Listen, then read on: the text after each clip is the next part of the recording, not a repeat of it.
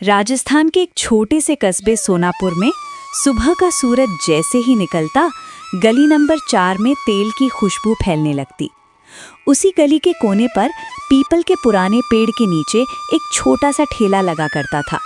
रामू की उम्र कोई 25 साल के आसपास थी। सांवला रंग, दुबला शरीर, आंखों में सपने और माथे पर हमेशा पसीना। लोग उसे बस कचौरी वाला कहकर बुलाते थे। उसका असली नाम जानने की जरूरत किसी ने नहीं समझी। रामू का दिन तड़के 4 बजे शुरू हो जाता। जब पूरा कस्बा सो रहा होता, तब वो मिट्टी के चूल्हे पर कढ़ाई चढ़ा रहा होता। आज कचौरी में मसाला जरा तेज रखना है, वो खुद से बुदबुदाता। रामू का बचपन आसान नहीं था।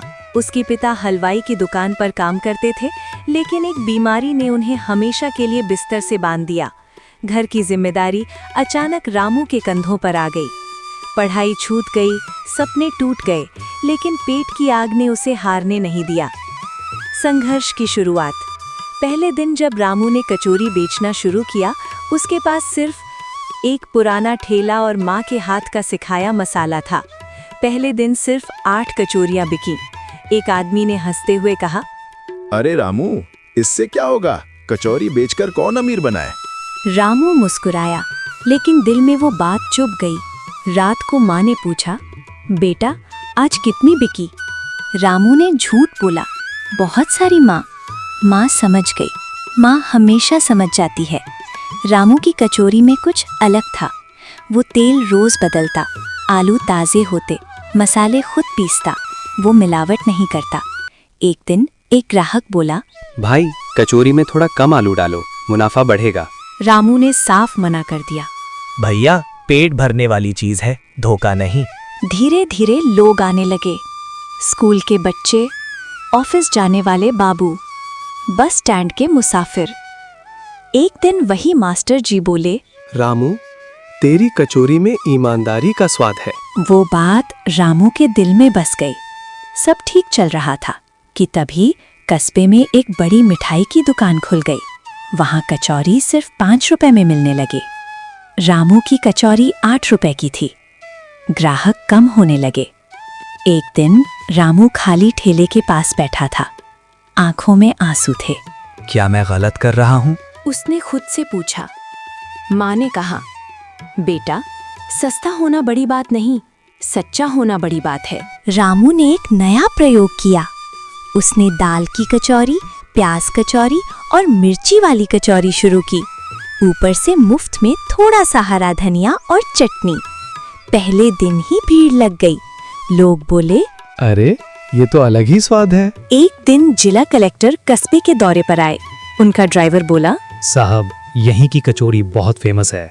कलेक्टर ने खाई और बोले, इस लड़के को आगे बढ़ना चाहिए। अगले हफ्ते रामू को नगर पालिका से नोटिस मिला। वो डर गया, लेकिन अंदर लिखा था, स्वच्छ भोजन पुरस्कार। रामू की आंखों से आंसू बह निकले।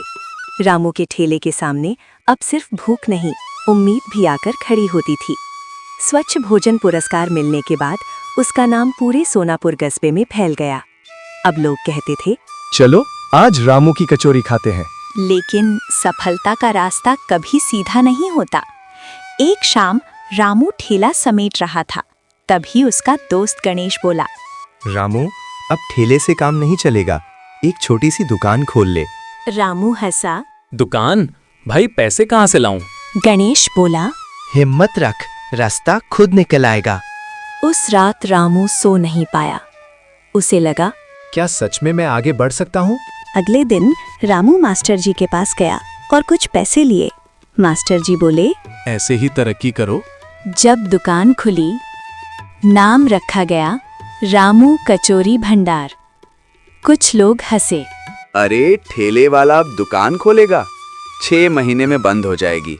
रामू ने कुछ नहीं कहा। वो सिर्फ काम करता रहा। अब रामू सुबह 3 बजे उठता, रात 11 बजे दुकान बंद करता, सब्जी खुद लाता, कर्मचारी को भी इज्जत देता। वो कहता, हम सब मिलकर खाएंगे तभी दुकान चलेगी। रामू ने माँ के पैर छुए।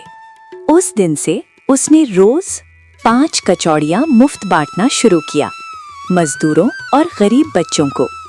कहानी की सीख, जो इंसान ईमानदारी से छोटा काम करता है वही आगे चलकर बड़ा नाम बनाता है। आप भी हमें सपोर्ट कर सकते हैं चैनल को सब्सक्राइब करके।